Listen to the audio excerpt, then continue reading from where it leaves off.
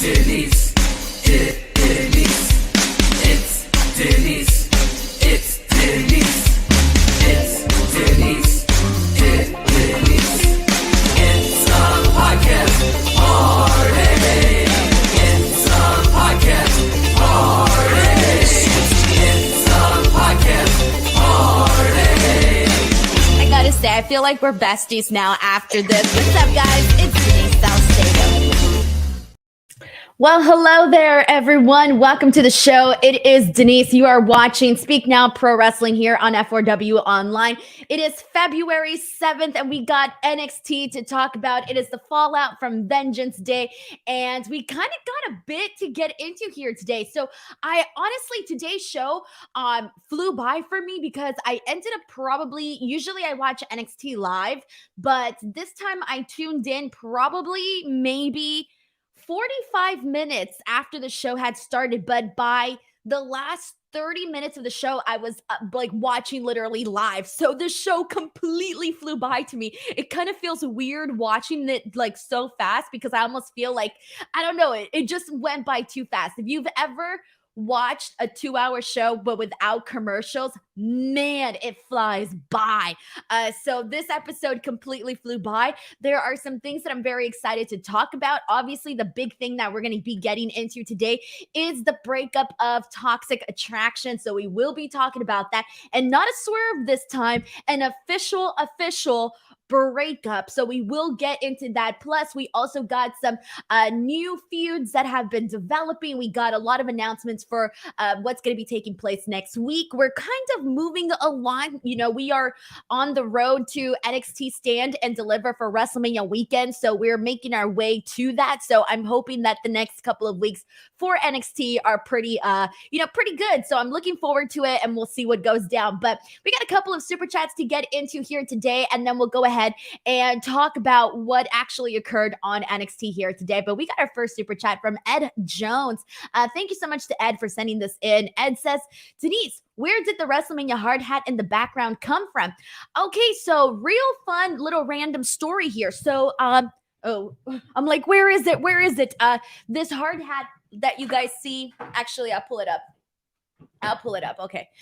Whoa. Okay. So this hard hat that you actually see here, it is technically something that not a lot of people have. There's probably maybe less than 20 people who probably have this. So do you guys remember when WrestleMania was supposed to be here in Los Angeles at SoFi Stadium before COVID hit, before COVID was a thing, and we were supposed to get WrestleMania here? What was it? I think WrestleMania 37. Yeah, if I remember correctly, it was supposed to be WrestleMania 37. Is it 37? Yeah. Or 38. I forget which one. Whatever. It was supposed to be here in Los Angeles. Okay. And so we had done this pre-WrestleMania, I don't know what you call it. It was like a media scrum, but before WrestleMania. So it was in February, and it was supposed to be in anticipation for the year. So it was a year in advance that they were doing this to promote WrestleMania at SoFi Stadium. SoFi Stadium wasn't even done yet. It was pretty much, they were doing construction and this and that. And so when we showed up for media day, they made us wear this construction hat and these yellow, really goofy, God, what do you call this? Those things that the construction workers wear, that people wear, so that they won't, God, what is it called? You won't get run over, and you'll see the crossing guards and stuff. They made us wear some of those, and it was supposed to be for I didn't feel like we needed to wear all of this stuff. Really, I didn't feel like we had to wear a hard hat or anything, but because it was a construction zone and we were in a construction area, I guess they feared, oh, something's going to fall on our heads or something. But it wasn't even that in the early stages of construction. It was pretty much done. So I didn't feel we had to wear the hard hats or the little jackets, but they made us wear it, and we wore it. You can see my interviews up on my channel wearing it and looking pretty goofy, actually. Roman Reigns, when I did my interview with Roman Reigns, he looked at me and he's like, I can't take you guys seriously wearing all of this. And I'm like, bro, I feel silly doing this interview like this. But I guess now I see it as a collector's item, I guess. It's really just this little hat with little stickers, 3 little stickers, and that's it. So I saved it, and that's pretty much where I got the hard hat from. So thank you, Ed Jones, for asking. We got a super chat here from Nick Grasso who says, breaking up Toxic Attraction was not a smart move because I don't think either one of them are going over on their own. Should have just gotten them a new leader. Okay, so we are going to get into Toxic Attraction in just a second, but I will already tell you, Nick, I disagree on your point here, but for different reasons. And I'm going to save that for when we get into Toxic Attraction. But I do want to say this, though. I am completely torn about the breakup where I'm seeing it from both sides, but I do disagree, though, that I don't think one of them is not going to go on to like be a star on their own, because I do think that, I mean, it's developmental and they've already they've delivered a whole lot on the character side of things. So I do think that they're going to, I think they're going to do well in terms of being on their own. But again, we'll talk about that more in just a second. But I'm loving these hot takes, man, because I think a lot of us are kind of going to be on different sides in terms of what we think about the breakup of Toxic Attraction. And we got another super chat from Danny Padilla. Thank you so much to Danny, who says, hi, Denise, hope you're doing well. A while back, I asked for a call when Dragon Lee arrives. I'd like to take that request back.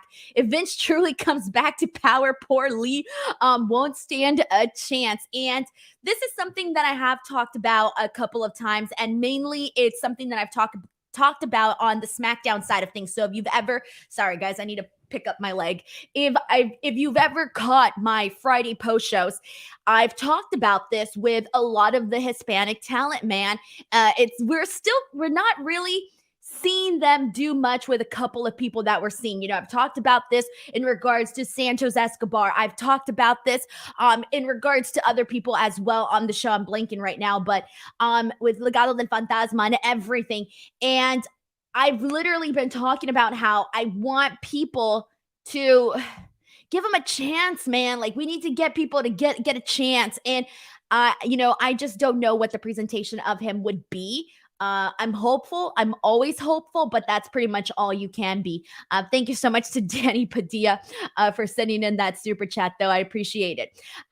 We got another one here from Jared. Thank you so much to Jared, who says, do you think Gigi was supposed to go through the door and it didn't break? Dude, that spot where JC Jane shoved Gigi, that looked pretty rough onto the door. That was a pretty little rough spot that they did there. So, yeah, I don't know if it was supposed to break. I don't think it was, but it did look brutal because she hit that like pretty head on. It was pretty brutal. But yes, thank you so much. Also, someone reminds me I was thinking of Los Lotharios as well. Yes, because I've talked about this numerous times on Smackdown, where they don't even give them the chance to even be taken seriously or credible on the show. And that's like literally my gripe with that. I'm not saying go out there and make them tag team champions. I'm not even saying go out there and have them feud against the Usos. I would love it, but I'm not even going as far as that. I'm just saying, like, give them something, a little bit of anything at this point. It's always like they're always stuck in that designated jobber situation. And so I hate to see that. And we do tend to see that a lot with similar people. So, what can we do? But let's go ahead and jump into the show, guys, because there's a lot to get into. So we're going to kick things off, and I'm going to kick things off with Carmelo Hayes and Trick Williams and everything that happened with all of that. So at the top of the show, we had Hayes come out, and he's talking about how, he successfully defeated Apollo Hayes at Vengeance Day in their 2 out of 3 falls match. And so, he is interrupted by JD McDonough, and JD McDonough basically buries him and tells him, you're not ready to be champ. You're not ready to be the face of the brand. And he said this because the conversation has been that aside from Braun Breaker, realistically, one of the guys that you can see in that position is Carmelo Hayes. And a lot of fans have been wondering when Carmelo Hayes is going to get his spot and if he is going to be the one to essentially take the title away from Braun Breaker. For the most part, looking at the roster and who you might predict is going to be the person to take the NXT championship off of Braun Breaker, I would say that the best bet right now is definitely Carmelo Hayes, especially if they decide to do that over on NXT Stand and Deliver. So that was kind of a shot at that. So that was pretty cool. But he basically tells them, you know what? in the ring where it matters. You're not fit to hold my jock strap. So that was what JD McDonough said to Carmelo Hayes. This then led to a match between Carmelo Hayes and JD McDonough. And the second they made this match, I was like, hell yeah, because these are two guys that I'm a fan of, man. I'm a fan of JD McDonough. He goes out there and has entertaining matches. You guys know how much I loved that triple threat match between Braun Breaker, Ilya, and JD McDonough. And then on top of that, you have Carmelo Hayes, who literally always goes out there and kills it. So I knew this was going to be a pretty good match. And for the most part, it was. You have this really cool early on slap exchange between the both. You see Carmelo Hayes do this really cool cutter onto JD. You see there's a moment where we see a power bomb from JD as well. He goes for the pin, but it ends up being a near fall. Hayes then hits a code breaker on JD McDonough, and JD hits him with that headbutt. I love that headbutt that he does.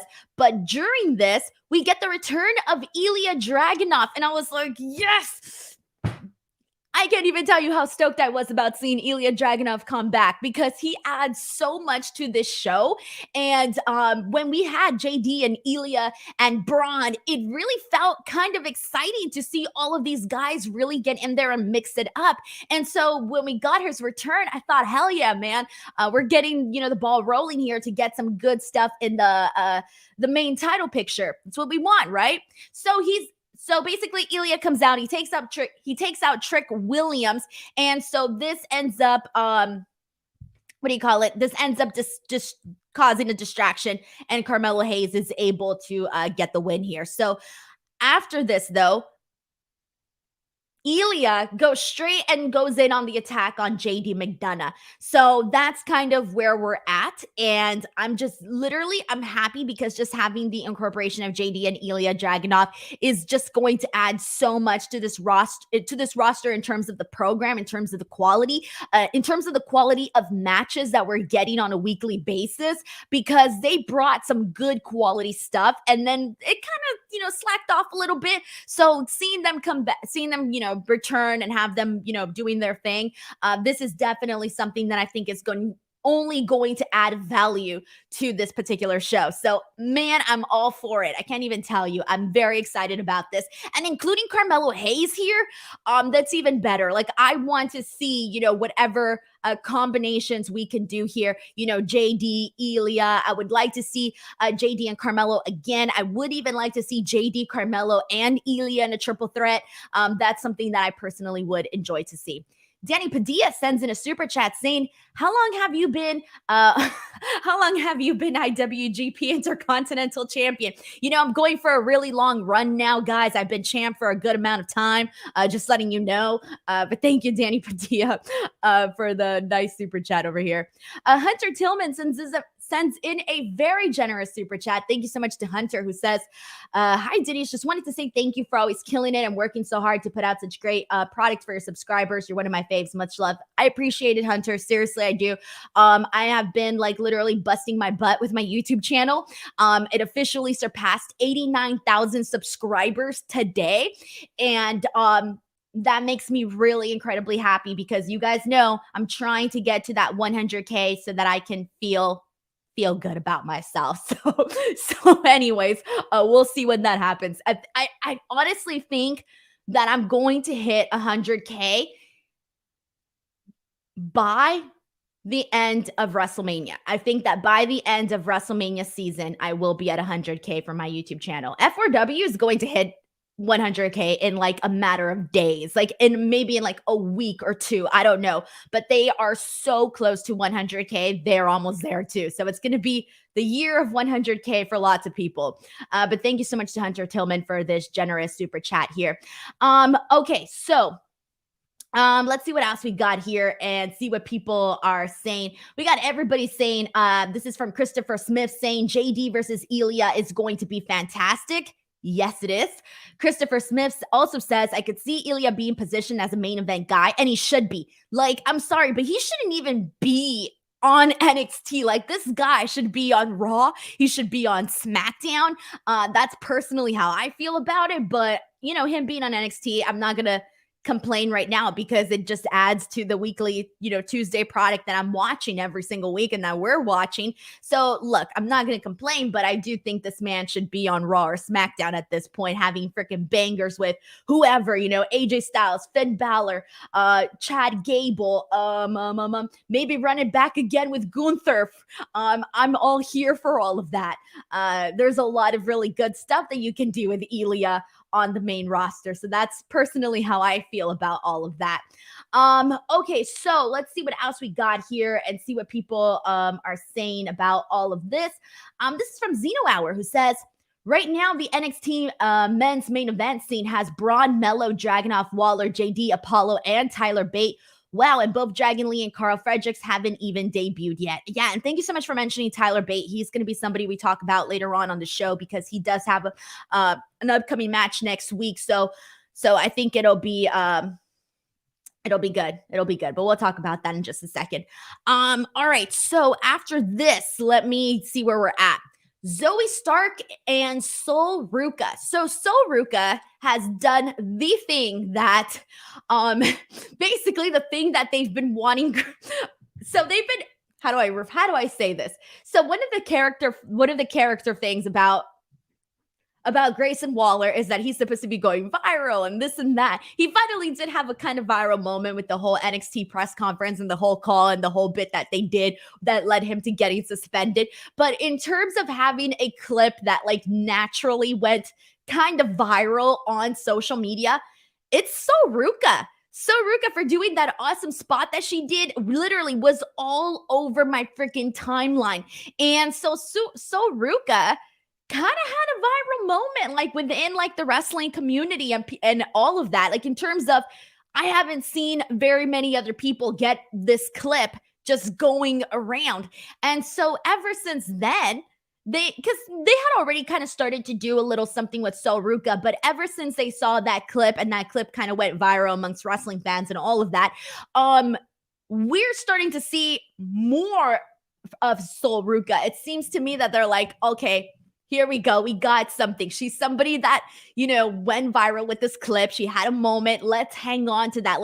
Let's grab that and whatever you can, and let's go with it. And let me tell you, I was a big fan of this match for two reasons. Not because it was this, completely, blow away match or anything like that. No, there's been far better matches. There's even been way better Zoe Stark matches. But the reason why I in particular loved this match was two reasons.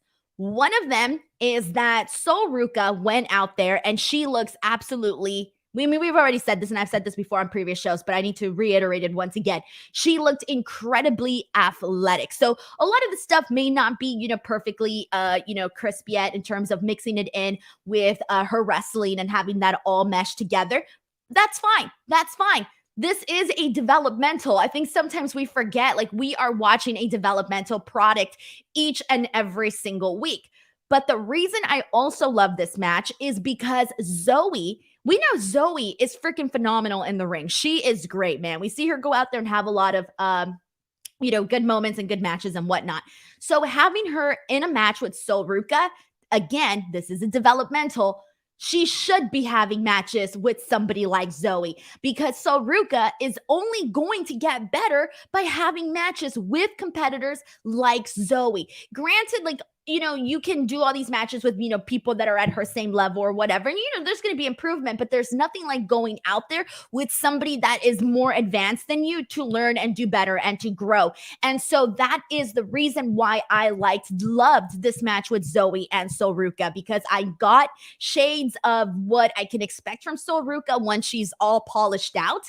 And this was a perfect use of what NXT is supposed to be. NXT is supposed to be a place where we see people grow. We've seen it with Tiffany Stratton. She's a perfect recent example.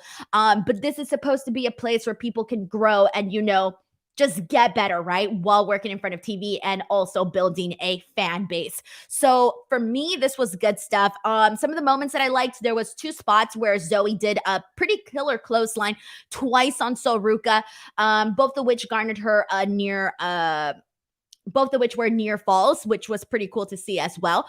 But Soruka, she hits a really nice little simple drop kick. It'll improve, it'll get better. So does a springboard splash, which was really cool to see, really like that. But Zoe gets the win, and that's perfectly fine. Like I said, I love this because this was beneficial to Soruka, especially given that this is a developmental and that's what we're supposed to be seeing. So I have a feeling that by the end of this year, we're going to be talking about Soruka kind of the way that we have been about Tiffany Stratton. So I'm feeling pretty good about it. I'm not just rooting for her because she's a California girl. I'm not going to lie to you. I was already instantly liking her just because her whole gimmick is they kind of have her as like a very stereotypical California girl character. I think you can do different types of the California girl. You can do like the very like beachy vibe, which is what they did with Soruka, or you can go like the influencer vibe, which is technically Tiffany Stratton. Tiffany Stratton could definitely play that. Well, she does play that role, except for the fact that Soruka is supposed to be like your stereotypical, what you would expect your California person to be. Maybe she is. I don't know. I know she is Californian, but in terms of everything else, I don't know. But there we go. David Kaplan sends in a super chat saying, I loved your vlog. You worked so hard. How much sleep did you get that week? Also just wondered, how did you end up working with F4W? Thank you so much for watching that vlog, by the way. So really quick, just to give this story, a couple of you guys may have already heard it. I don't know. But the way that I started working with F4W was I had been a fan for a very long time. I don't think I've put this out there, but I became a fan of F4W through my husband because he actually was a fan of F4W, and this was obviously before he was my husband. We were just friends actually at that point, and this was years ago, like 12 years ago, 13 years ago, and we were just friends. And he was the one who kind of like told me about it and introduced me to Brian and Vinny. And he was like, they're so funny. And there's, Brian and Dave and this and that. And I was like, okay, I didn't even know about wrestling podcasting or anything like that. So he played it for me. And we kind of just ended up being fans. Like I loved Brian instantly. I thought Brian was just so freaking funny. And so we kind of just would listen all the time. And so years went by and I was a fan of, F4W period. Like this was the only website that I got my wrestling news from. I didn't go anyplace else to get wrestling news. It was only F4W. That was it. And the Observer, obviously. And so all of that, right? And when I started doing wrestling media, I basically, I was looking for a job because I couldn't find a job. I was very much struggling. I had no money. And so I was trying to get work. And so I reached out to Brian and, we kind of started getting all of that going, and nothing really happened for about like a year, but I kind of just kept being consistent and they kept seeing my interviews and my work and whatnot. And I kept, just being, I don't know how to explain it. I just kept being present, I guess. And then, one day I got the call finally, and that's pretty much how it all happened. So it sounds, I don't know what it sounds like, but it was just being consistent, showing my work continuously and kind of proving that, I could belong here. I can be part of this. Like I feel like I have something to contribute. Right. So that's pretty much how that came about. Thank you to David for asking as well. I appreciate it. I don't think many people probably know all of that. So we'll see. All right. So Scout Your Boy says Denise the friend zone Salcedo. Oh man. All right. So let's go ahead and press on from here. And let's see, where are we at? So Zoe, okay, we just talked about Zoe and Soruka. After this, let's go ahead and get into Dabba-Kato and Dante Chen. So Dabba-Kato came back at Vengeance Day and turned on Apollo. And so he goes in there and he gets this, honestly, I thought this was going to be a faster squash match that he had with than he had with Dante Chen. But Dante Chen actually went in there and got some offense in on Dabba-Kato. Look, how do I say this? It's giving him a place to be a place to do something, because quite frankly, I forgot he was even there. I forgot he was still part of the company. I kind of completely just completely forgot. And so this gives him something to do.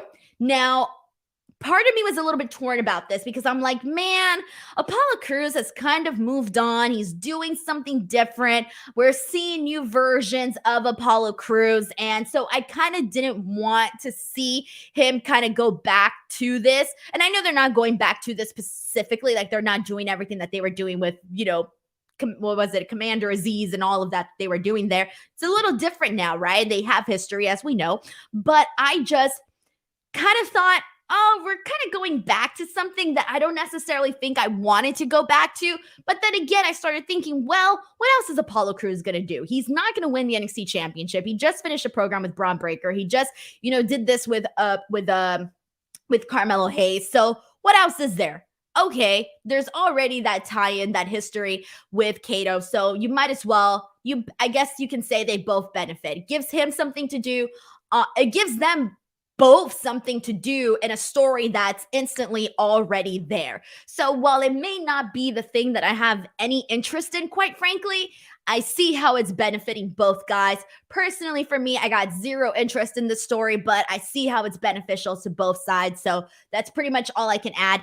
Dante Chen, he does a really good job of going out there and being in squash matches, okay? We've seen him quite a few times now on NXT, and he does not do too shabby. He plays his role right and all of that, so that's fine. But again, not something I'm totally interested in, but hey, it's not too terrible either.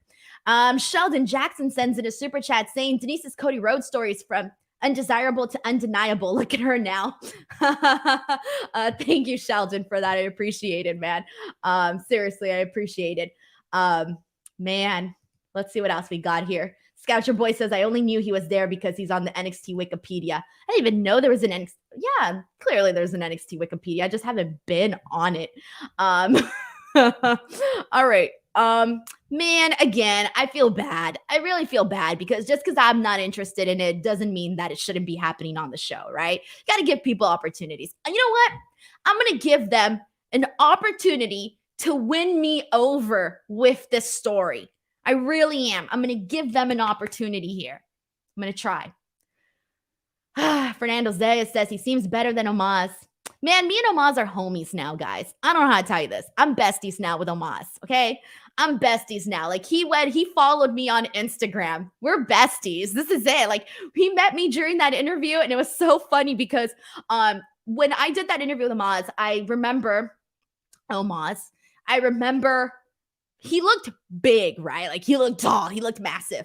But it's one thing to stand like a little bit of a distance from him and then to stand directly in front of him. The second he was directly in front of me, I looked up and I was like, holy shit, this guy's huge. It was a totally different experience from standing next to my camera and watching him do an interview with somebody else. And then when it was my turn, I got there and I'm looking at my camera and I'm setting it up. And then I turned and I was like, oh shit, he's huge, right? But he's such a nice guy, very simple guy in terms of seems like he has a simple personality from what I saw, but he's very nice and he's very chill, taking pictures with fans and all of that, because he's not somebody that can, just blend in. He just can't like blend in and hide. There's always going to be people coming up to him and being like, oh, he's so big. You're going to be seeing that a whole lot. But there you go. All right. I agree with this. This is from Ryan, who says it's a practical thing, if nothing else, even if it's not particularly unique or interesting, but hopefully they keep it shorter than longer. And that's all about the whole thing with the, what am I talking about? Oh yeah, Dabba-Kato and Apollo Crews. All right, next up, we got an interview with Roxanne Perez, and she's talking with Mackenzie Mitchell. And, she's talking about how she's so relieved about her first title defense and she won against Gigi and JC. She's excited for what's next. And she's being her usual cute self. And then she's interrupted by Kaden and Katana. I can't believe this. I have literally been saying the whole time that they were champions that we needed to give Kaden and Katana some sort of personality, right? I've literally been saying this because I kept forgetting they were champions. And I love Kaden and Katana, but they didn't do anything with them there. So now that they're not champions anymore, we're finally getting a little something from them. We saw them like they're heels now. I didn't even realize it. I didn't get to watch their tag team match, so I may have missed the details of that from Vengeance Day. Didn't get to watch this particular matchup, but I was like, okay, so Kaden and Katana are pissed. They're mad, and they're somehow blaming it all on Roxanne Perez. They're mad because, they got cheated on and they lost their belt, and then they decided to poke fun at Roxanne Perez for not having any friends. Now, here's the thing I want to say. Did this totally make sense? Not really. I don't get, and I hope I didn't miss something pivotal, but I do not get why Kaden and Katana had to go and be upset specifically at Roxanne Perez. Why? That really didn't make sense. I know that they were, leading to this match because, okay, so Roxanne, they make fun of her for not having friends, and Roxanne's like, I do have friends, whatever, I'm going to call somebody. So she says, I'm going to call somebody. I hope they pick up the phone. We later find out it's going to be Meiko Satomura, and she's coming in to team with Roxanne Perez, and next week they're going to wrestle Kaden and Katana. And I'm thinking to myself, two things here. First of all, look, I'm cool with this. I'm excited. I'm looking forward to the match. But I really hope that we don't see Roxanne just kind of get dragged into these meaningless matches in terms of, how do I explain this? I don't like it when the champion is not, I only like to see the champion compete, like put up her belt, challenge for her belt in these one-on-one matches or triple threats or whatever. I don't necessarily want to see our champion in tag team matches and like this. To me, it is just, the story doesn't feel important. While I'm looking forward, I think the match is going to be fine. It's going to be entertaining. It just doesn't feel important. And I want to see Roxanne Perez in an important feud. And this to me is not important. And so I don't want them to drop the importance of that, because then you don't want her to have a shitty reign by any means. And part of what makes something a shitty reign is not having an important feud and not having this big story with someone. Like the story that she had with Cora Jade was great. But then this whole thing with Gigi and JC, it was yeah, they were beefing and this and that. And, they had history from when Mandy Rose was there. But the focus wasn't Roxanne anymore in Toxic Attraction. That became secondary almost. The focus was really Toxic Attraction and what's going to happen with Gigi and JC, which we'll talk about later here today. So I'm a little bit hoping this is one thing. I want to know who's next right now for Roxanne. I want to have an indication of where we're going next. That's where I'm at. We got a super chat here from Sam Boone. Thank you so much to Sam, who says, hey, Denise, did you know about your former boss from AfterBuzz TV, Maria Menounos and Kevin will be parents of their baby? No, I had no idea, honestly. I didn't see that, but that's so awesome to hear. Thank you for breaking the news to me. I appreciate it, Sam. I truly had no idea. Thank you for sending that in. All right, so, and let's see what else we got here. Sheldon sends in a super chat saying, it's like the NXT women's tag team titles are like the ROH World Championship back in the day. Once you lose the title, you turn heel for some reason. And I appreciate that insight as well. Really, I do. I hope that we'll see. But this is one from Leo who says, Meiko would challenge Roxanne for the belt. I hope so. I would like to see that. I would really like to see that. Even if they were to do some sort of okay, let's just do a friendly competition type thing. I don't care. I just want to see Roxanne go out there and mix it up with all of these different competitors. That to me is what I want to get from, the NXT Women's Champion. And keep in mind that prior to this, Mandy Rose was the champion, and she was champion for a long time, and she didn't have that many matches. That was something that we would come on here and talk about previously, that Mandy Rose, we weren't really seeing her have all these matches. And so to me, I want to get something different from Roxanne Perez as champ. And, she's a babyface champ. And what's more entertaining than seeing a babyface put up their belt and challenge put up their belt, defend it, and win in entertaining matches.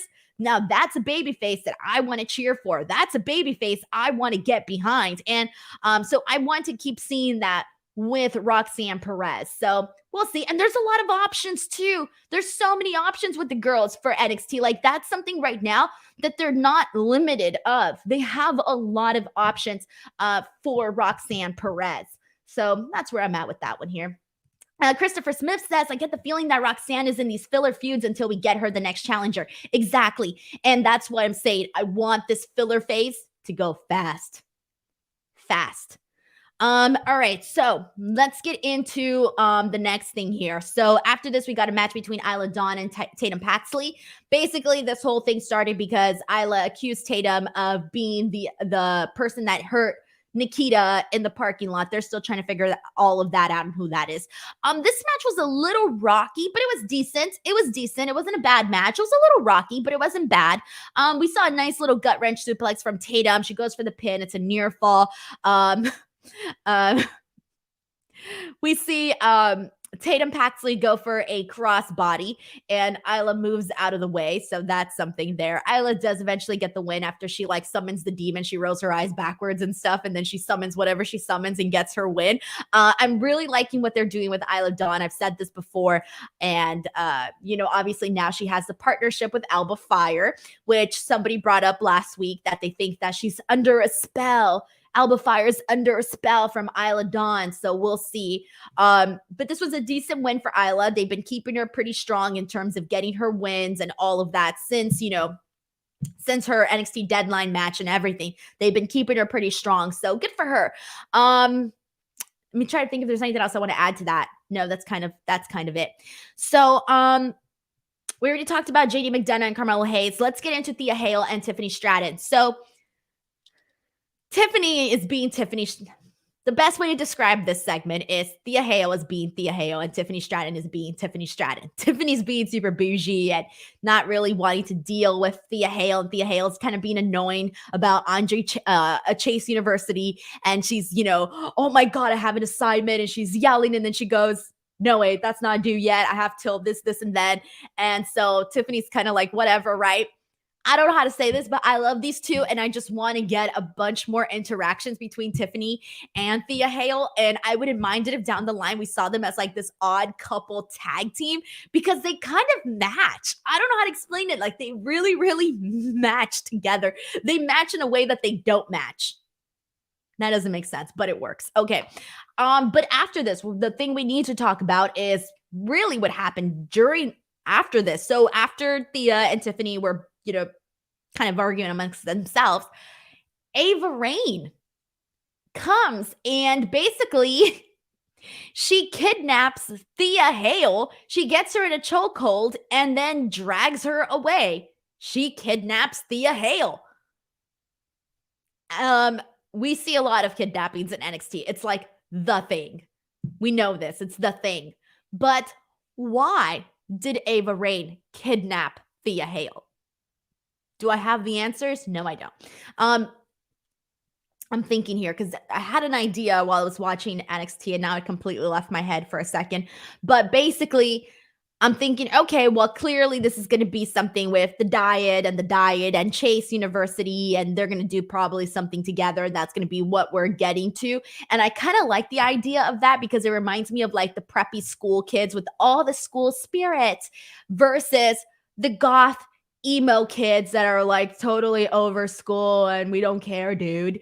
That is the picture that I'm getting here between, the schism and Chase University, completely polar opposites here. So that's what I'm thinking this is heading towards. Clearly, I feel like we would have to get Ava Raine and Thea versus Thea Hale. That would make sense to me. I mean, if some woman kidnapped me, I'm sure as hell going to want to have a match with her.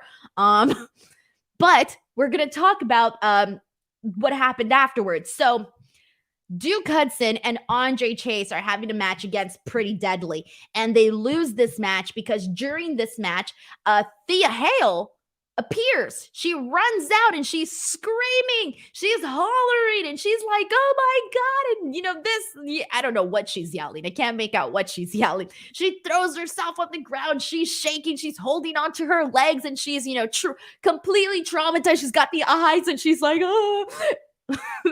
Fucking brilliant. I love Thea Hale. Thea Hale is like my favorite person on NXT, okay? Protect Thea Hale at all cost, okay? If anybody messes with Thea Hale, I'm coming after you, man. Nobody messes with Thea Hale. But anyway, so she's great, man. She's coming out there. She's like, eyes bulging out and, she's scared of everything. And they're, duking onto her, like trying to figure, what's wrong with her, this and that. They end up losing their match. Pretty Deadly wins. And, now we're most likely, I think we're getting, Pretty Deadly Gallus. So that's kind of where we're at on that end. But for me, it looks like we're going into the schism with all of this and Chase U. And so we're probably going to I'm hoping we get some funny bits here. Although who knows what we get there. We'll see. Let's see what else we got. Scoucher Boy says Joe Gacy has been putting stuff on Instagram about Andre Chase. I didn't see that. I haven't seen that. So thank you for sharing that. I did not know. Zeno Howard says, my question is, did Tiffany witness the kidnapping and just not care? I can totally see Tiffany seeing the kidnapping and just not caring. Yeah, she didn't care. She's just there. You think she's going to care? Tiffany Stratton is not going to care if Thea Hale gets kidnapped. That's not her character. She's going to be like, oh, keep filing her nails, She's not going to care. Let's see what we got here. Let's see what people are saying about all of this. Let's see. Let's see what people are saying. Everybody still wants me to commit to Chase U. It ain't going to happen, guys. It ain't going to happen. All right. Now let's move on. So after this, we got Valentina Feroz versus Lyra Valkyria. So this match here, maybe not the best, but it was fine. Lyra has definitely looked a little bit stronger, but this match with Valentina, it was okay. It was just there. It was kind of what you expect from this match here. But the whole thing we need to get into this is Elektra Lopez. So Elektra Lopez comes out and she gives the brass knucks to Valentina. She wants her to use it. Wendy Chu's on the outside and she's yelling at her. She's telling her, don't use them, don't use them. And so then she doesn't use them. She doesn't get an opportunity. Lyra goes in there, gets her with a couple of roundhouse kicks, gets the win. So this was really nothing. I feel kind of bad. Honestly, I feel like Elektra Lopez is still trying to find her thing. Wendy Chu still trying to find her thing. Like there's the character with Wendy Chu. I still don't know what else we're going from there because right now she kind of feels like she's just in the shadow. She's just in the side. She just feels like a side of fries right now. She ain't the chicken nugget right now. And so that's not necessarily what I think Wendy Chu deserves. I think she's been kicking ass on NXT, but this is what this is right now. So it kind of feels like they're all just trying to, they're square dancing. We're trying to figure out who's connecting with who and all of that. But this was just there. Although I do really like Lyra though. Lyra Valkyria. Really like Lyra. All right. I don't know what I'm saying anymore. Christopher says, I forgot this match even happened. YT says Denise going to reject any Chase U acceptance letter she gets. So it's funny. I'll tell a quick story. I won't give too much detail about this though. But so, there's a lot of people that watch my show that, work for NXT and work on NXT and all of that. Won't give any specifics on that, but I know this. And so I was asked when I went to NXT, like just, friendly, I was asked like, hey, what don't you like on the show? What do you like on the show? And I was like, ooh, should I be honest? And so I was completely honest. And I said, what I liked and what I didn't like. But during this, the person told me like, oh yeah, I know you don't like Andre Chase or Chase U University. And I was like, damn, I really regretted saying that on my show because I felt so bad about it. I was like, oh man, I feel really bad that you heard that. I feel really terrible about it. And so it was one of those things that makes me laugh. And it's actually one of my fondest memories from the NXT thing where I'm like, oh man, you heard that? Shit, it really makes you think about what you're saying on these shows. So just heads up now. All right. Christopher Smith says Wendy becoming the chicken nugget is the greatest thing ever. You know what I mean, guys. You know what I mean. Fries are great and all, but we're here for the chicken nuggets. All right. Let's see what we got. After this, we had a Wesley. So this is a whole topic that I kind of want to dive into. And the topic here is I have been saying prior to Vengeance Day and everything, I was saying I'm ready for a new NXT North American champion. I'm ready for a new NXT North American champion. We did not get a new NXT North American champion. It is still Wesley. With that being said, I did watch Wesley versus Dijak at Vengeance Day, and they had probably the best match of the night. It was a great opener. They freaking killed it. They had it was the match that you needed them to be, especially on the spot of the card, etc. One of the things that I want to say about this is they need to keep doing this type of stuff with Wesley, because I really lost interest. And keep in mind, I'm a fan of Wesley. I'm rooting for the guy, but I did lose interest all the way to Vengeance Day. All the way to Vengeance Day, I completely lost interest in Wesley, and I didn't care anymore. I was like, I want somebody new. I'm over this. I'm not getting anything from this. And so I want them to keep doing like what they did with Wesley and Dijak, but weekly on NXT. If they need to keep it going weekly. Now, with that being said, they played a freaking brilliant video today. They did like I don't know what the official title of it is, but it was like an on the road thing. It was a vlog. It was a Wesley vlog leading up to Vengeance Day. And I don't know if that was his girlfriend or his wife. I don't know what the situation is, but they basically, this was very endearing. Like, this was really nice because she was talking to the camera about, how hard Wesley works and how much he cares about other people and how much, he's been through and this and that. And she's legitimately crying. Like, she's legitimately crying and putting out these, feelings. And I'm watching this and I'm going, oh my God, like, that was, how do I explain it? One of the best things that we have seen from Wesley since the breakup of, or I don't want to say the breakup, that's not the right word here, but since the separation, I guess you can say the separation of MSK, the controversy, the drama, whatever you want to use to describe it, the best thing that we have seen besides him actually winning the title was that promo that he did where the guy's tearing up and he's talking about, everything that he's lost and, this and that and the fans being behind him. That was legitimately one of the best things we got with Wesley. And then obviously fast forward to this match to Vengeance Day. Now, I feel that the best thing Wesley does is connect with audiences. And so them doing this video, to me, it hit really hard, where I was like, man, even though I was kind of a little bit over the rain, I kind of thought like, damn, I feel like I take it back, man. Like, I want to see Wesley as champion, but I also want it to be entertaining every week. So I really hope they go out there and really let him show what he can do every week, or at least every other week, So there you go. And thank you to everybody here who says that is his wife, by the way. So it was his wife that was in the video. She did phenomenal, man. Holy cow. Just going out there and really talking about the person that you love. That's very, very simple. But not a lot of people can do that because it's not easy to do that. It's not easy to go on camera and open up about your feelings. That is a very difficult thing to do. But she did it. And she made Wesley just look like the most relatable everyday guy. Like, you want to cheer for him like he's your brother. You want to cheer for him like he's your cousin. You want to cheer for him like he's a family member. That is how they made you feel watching this little video that they did. So I really liked this. And again, just keep the action going. And they're clearly doing the open challenge next week. I'm assuming Tony's probably going to answer that. So that's what I'm expecting from it. But let's keep it going like that, man. They just need to keep the action going. And there could be a lot to do there with Wesley as champ. All right. So let's see what else we got here. Let's get into Odyssey Jones and Channing Stacks Lorenzo. So we had Odyssey Jones versus Channing Stacks Lorenzo. This one was a little bit rough for me. this one was a little bit rough for me because so we had Jones essentially get him with a clothesline. And, he's pretty much dominating from the very beginning. But then at one point, we see a DDT from Stacks, and then he gets him with the right, and then he gets him with the stomp, and he wins.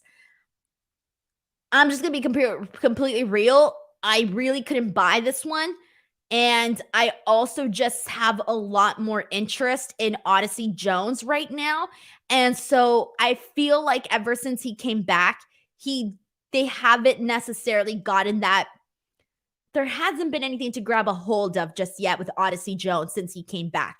And that's what kind of bums me out because I feel like he can literally be like the next Bronson Reed on this roster, but they're not exactly doing that with him.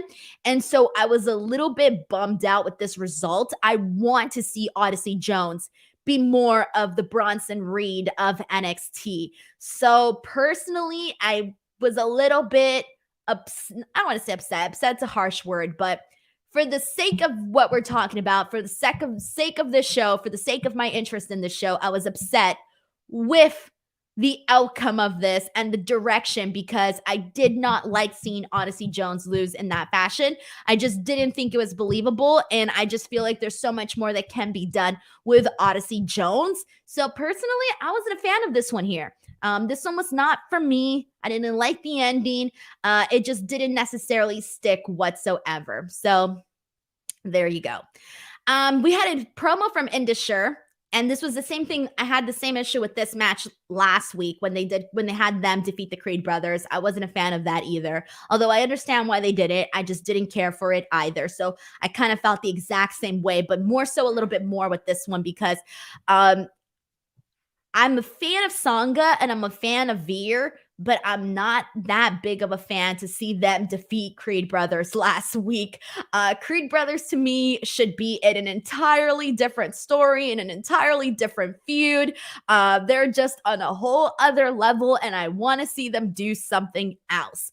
But and to share. Seeing them do their promo, that was great. It's the same thing though. Every week it's the same thing. They want to be treated differently. They want to be treated like they're larger than life, exactly the way they are back home. Although I did like this video because I liked the footage that they played with them, being loved by the masses and all of that. So that was fun to see. But man, other than that, pass.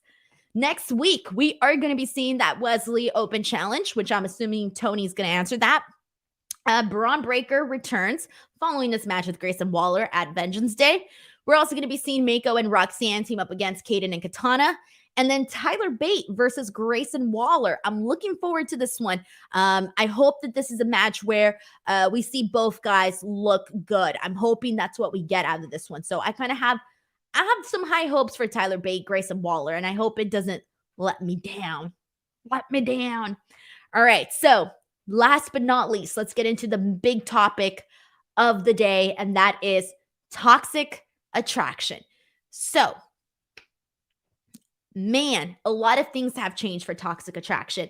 They were, tag team champions for a very long time. At one point, it did get a little bit stale and, it was time to really move on. And they did. They moved on. But, they were for a year, maybe even a little bit more than a year. Forget how much exactly, but definitely over a year. What am I talking about? Definitely over a year. We were seeing them with Mandy Rose and, doing their thing, and they really had something there. And, because of what happened with Mandy Rose, and she's gone from the company. And so JC and Gigi were pretty much left on their own.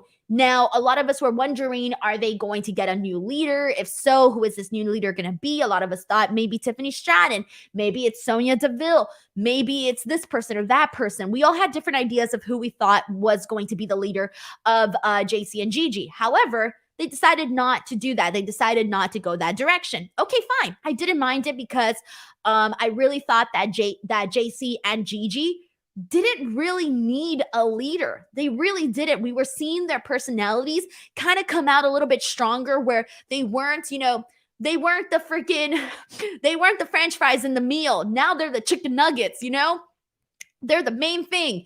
And so we were seeing that with Toxic Attraction since Mandy left, seeing more personality, seeing them shine just a little bit differently. They were doing pretty well on their own. they get into this program with Roxanne Perez. They do this whole thing where they fool Roxanne Perez and making her think that they're going to break up, but it ends up being a swerve.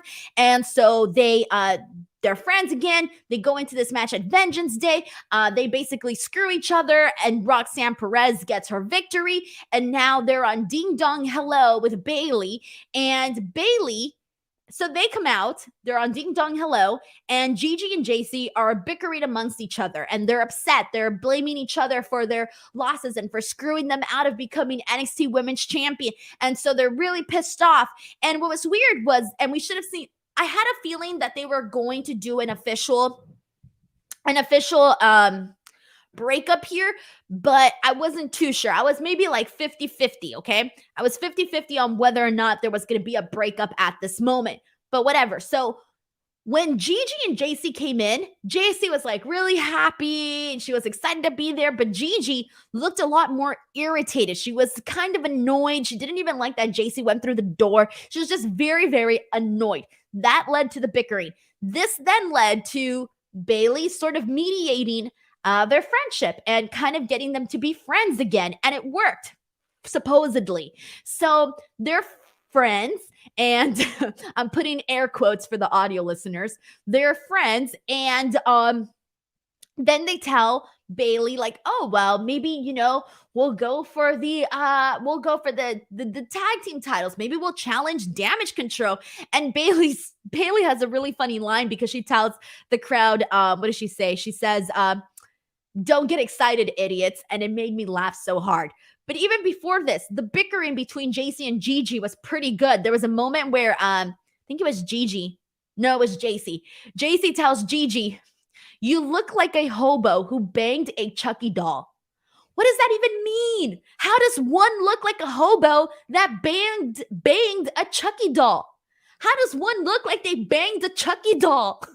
Seriously, this was hilarious as all hell. So anyways, so whatever, they're friends again, supposedly. They're celebrating. They're like, oh, maybe we're going to challenge Damage Control.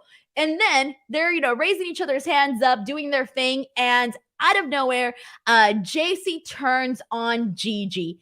JC turns on Gigi, freaking kicks her, throws her right into the door. Completely brutal, by the way. And then Gigi killed me with this.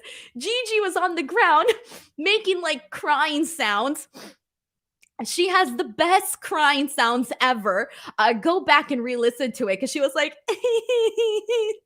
I kid you not. Go back and re-listen to her crying. It was great. I freaking loved it. JC's all up in her face, and that's pretty much how NXT closes out. But here's the thing. I'm torn. Now, I did disagree earlier when someone said that they wouldn't be a star on their own. I do think I've seen Gigi since, before she was in NXT. I would see her over on, the indie days. I saw her when she was, doing stuff with Darby. I would see her, all of this stuff. I got to see her in, all of these different promotions in the indies here in LA. So I've seen her, and she presents herself very, very well. She's entertaining. She's going to be a star, whether she's by herself or whether she's in a group or whatever. JC has shown that she kind of sticks out a lot more than JC. There was times where she kind of even stole a little bit of Mandy's thunder, even with just her facial reactions. Like, she's really good at being mean. She's a really good mean girl. And so with that being said, when I was torn because I really do like JC and Gigi together. I think that they're funny in the sense that they're always, I wanted to see more of this, them kind of, I didn't want the turn to happen just yet.